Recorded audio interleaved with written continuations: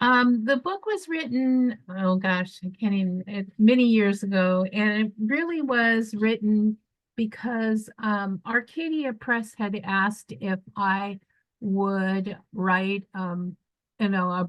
a brief book, basically, because it had to be brief based on their guidelines about the Chinese in Mendocino County, and I agreed, and they only agreed because I had to specify that I could use first person when I was writing, because one of their requirements that is that you weren't, it was a no-no to write in first person. But because a good majority of the history that I know is history that has been passed down by my father through oral conversations with him. And so there was the only way to be realistic and also to really come from the heart was to write in first person about the history that I remembered, from our conversations. So I take it your father passed away? Yeah, my father passed away just a few months after I finished graduate school in the 70s, in the late 70s. What did you study in graduate school? I had studied communications, and I'm actually a graduate. It's the college name has been changed several times. It's called Cal Poly of Humboldt, but at the time that I attended it, it was Humboldt State University. And even though my discipline and my degree is under the communications of the humanities aspect of it, it was a combination of basically communications and social science. Technically, I Humboldt was a unique college in the sense that I was able to actually combine a couple of disciplines to be able to write about the theory that I wanted to write about in regards to my master's degree. And so I kind of pulled courses from the communications field, but also from social science as well as history to create the degree sort of, degree of study that I wanted to pursue. And my actual committee allowed that to happen. And you wrote the book several decades later. Absolutely, yeah. And basically, the book was, the whole purpose of the book was to write from the point of view of descendants that grew up in Mendocino County. And I was really kind of tired of hearing from perspectives of other individuals that were non-Asians and giving their viewpoints of what was right and what was wrong. And unfortunately, when I was away at college, there was an organization that was formed in the town of Mendocino, and they were doing all the research about the town of Mendocino. They did interview my dad, but I felt it was like a slap in the face that when they created their very first book about the town of Mendocino and its history, it made everybody who they interviewed an honorary member of their organization, with the exception of my father, who was Chinese. Everybody else was white. What was the organization? Um, and no offense, because it's changed over the time. It was called the Kelly House. At the time it was called Mendocino Historical Research. And what year would that have been? Oh gosh, I don't know. In the late 70s, in about 1978, 79. Okay. And and that was in Mendocino, so you were aware of the Correct. Kelly House. You grew up kind of near it and felt excluded from it. Technically, yes. We literally only lived about a block away. Okay. Yeah, I did notice that in a lot of the photographs in your book, the presence of one Chinese person in a crowd of otherwise Caucasian people was kind of the norm rather than any sort of exception. Yes, the only actual pictures of the Chinese would be pictures that family relatives have had over the years, but historically, a lot of pictures weren't taken of the Chinese back at that time period. And if you go to the Kelly House, who has now an extensive historic background photographs, that there really isn't a whole lot of photographs available, in relationship to the Chinese. I wanted to ask about Mendocino. I've been to Mendocino. It's a surfing town, is that right? Sort of. It's not designed to be a surfing town because the town itself is about 90 feet above the ocean sea level. So Okay, then that's something else I might be thinking of where I've been up there like above San Francisco a few times, and one time it was because my friend was going surfing, but another time it could have been something a little higher up. So maybe I'm confusing it a little bit. But I wanted to ask just from your perspective how how its activity industry relates to the rest of the region, the Bay Area. basically, Mendocino has been sort of labeled, the whole coastal area has been labeled as a tourist destination. And historically, it was a very active logging town and supplied a lot of lumber to the rest of the area down, especially in the San Francisco area, for building. But now, because of the way the economy is that we are basically pretty rural. So we are like 3.5 hours, depending on how you drive, 3 to 3.5 hours north of San Francisco. And it's not a straight stretch. Basically, to come over to the coast, you actually have to go over very curvy roads. And even though the roads are the upkeep is fairly decent, and they are state highways, it still can be kind of treacherous. Like, for example, a couple weeks ago, one of the access into the town of Mendocino was cut off because at the Navarro River, the sandbar was built up so high that it was flooding the highway, because part of the highway is almost relatively level to the water level of the river. And so when the sandbar gets actually builds up, it blocks the water from flowing out to sea. And so it has no place to go but to expand.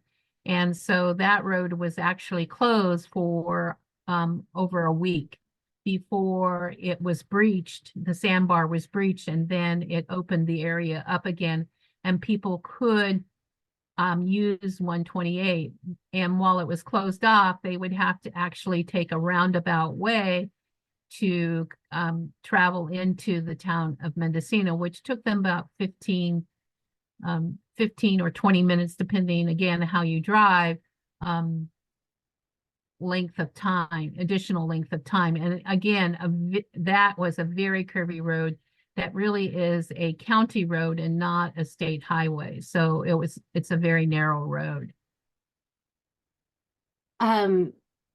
I lived in the Bay Area for about 4 years in Palo Alto, and as a graduate student at Leland Stanford Junior University. And one of the uh, things that brought me to your book was keyword searches for in historical newspaper archives for the history of the area in the 19th century.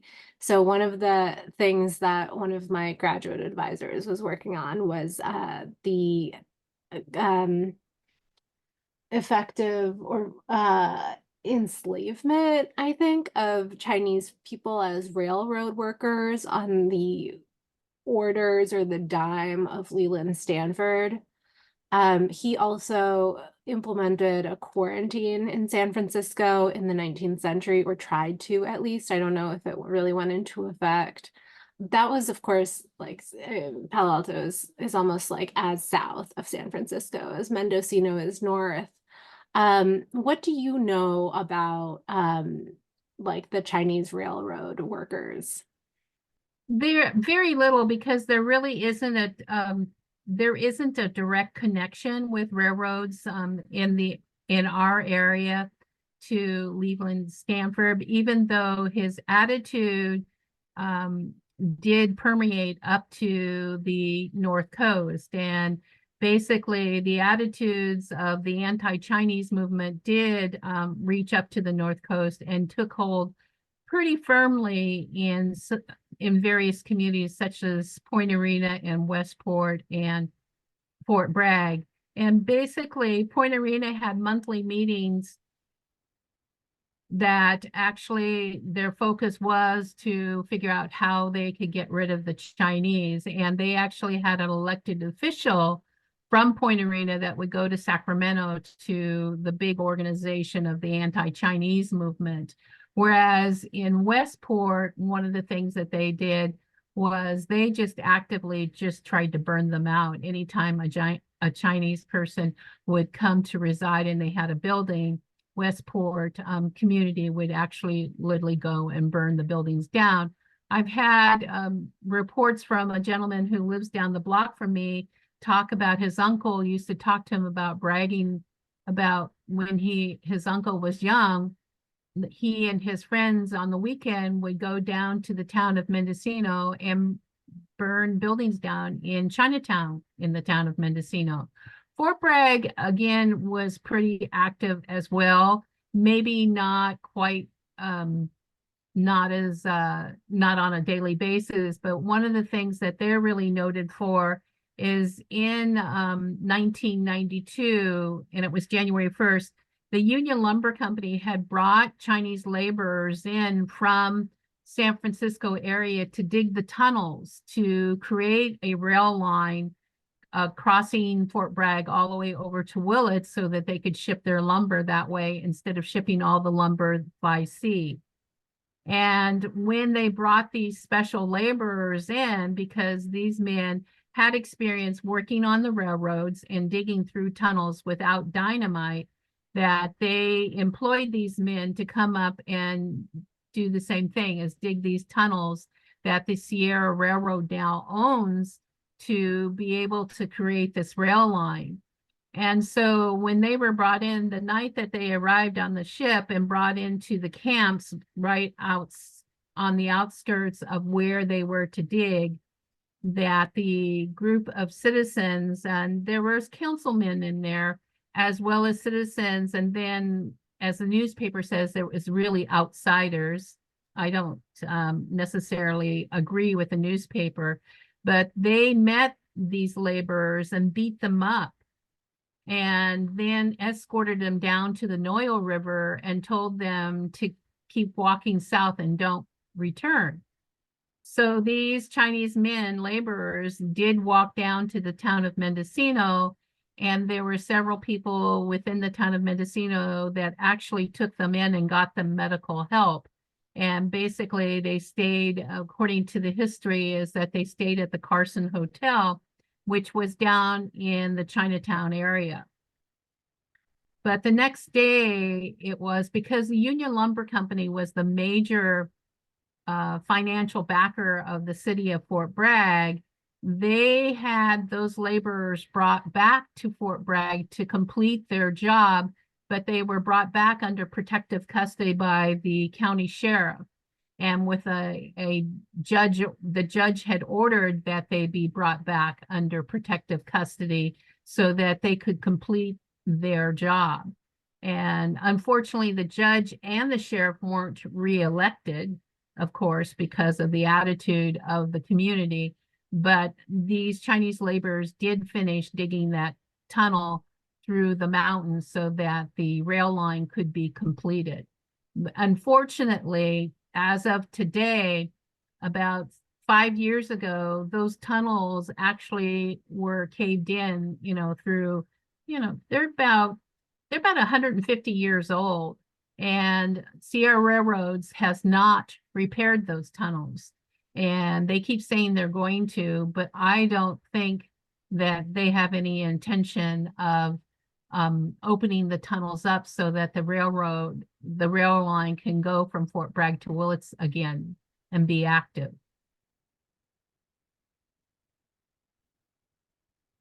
Thank you. Another question about sort of the regional dynamics has to do with interaction, to whatever extent there was or wasn't, between immigrants from China and Latinos in the area. There wasn't a whole lot of, as far as I know, in terms of the research that I've done, I really have not come across a lot of information about the Latinos in the 19th century there in Fort Bragg and Mendocino. A lot more interaction with in terms of the Portuguese and the Chinese, because the majority of the population that were residing in Fort Bragg and Mendocino were basically Finnish, Portuguese, and also residents from New England. But again, I've never run across any articles about the Hispanics. Today, that is the case, because I would say at least 25%, and I think that's very low, of the population within the Mendocino as well as the Fort Bragg area is Hispanic, and that the population of the Chinese or Asian in general is very small. It's less than 1%. One of the things I found really special about your book, Chinese in Mendocino County, is this combination of an extremely rich, comprehensive history from a kind of disciplinary perspective, with the unique vantage point of your personal experience and connection to that history. Which is to say, we get to see a lot of family photos, which are, very rare, like nothing I've ever seen before. And I wanted to ask whether, because this is something that in Anglophone literary studies, I have paid a lot of attention to. And it has to do with kind of forming families, but not necessarily. Whether there's any difference from your perspective between gender and sex relations internally in Chinese communities in comparison to in European communities. I would say yes, but it's difficult for me to say exactly, because I was raised in a biracial family. Technically, my mother was white and my father was Chinese. And as I was telling someone the other day, I'm predominantly, my background is basically Chinese, because my father played a very pivotal role in our childhood. And because he came from a very strong traditional Chinese family, even though my grandmother was actually born on the property that we were raised on, and she carried that concept of the traditional family, of the Asian family, onward to my father, and he had hoped that it would be instilled and carried on with us. But as you know, as generations progress, that becomes less and less. And one of the things that my dad really made a point of doing was, by the time we could walk and talk, we knew our family history. We knew exactly where my great-grandfather came from. We knew that we had an obligation and a promise to keep, from not just our great-grandfather, but from our grandmother to our father, that because we have a Taoist temple that is 170 years old, and it's still intact. And it, as someone said last week that I had given a tour, that it's very different from all the buildings in the town of Mendocino. The town of Mendocino is classified as a national landmark and is officially a historic district. So no construction can just happen within the town. It has to go through a special review process. And there's all these special guidelines that one needs to follow. And one of the very specific and stringent guidelines is the paint colors of buildings.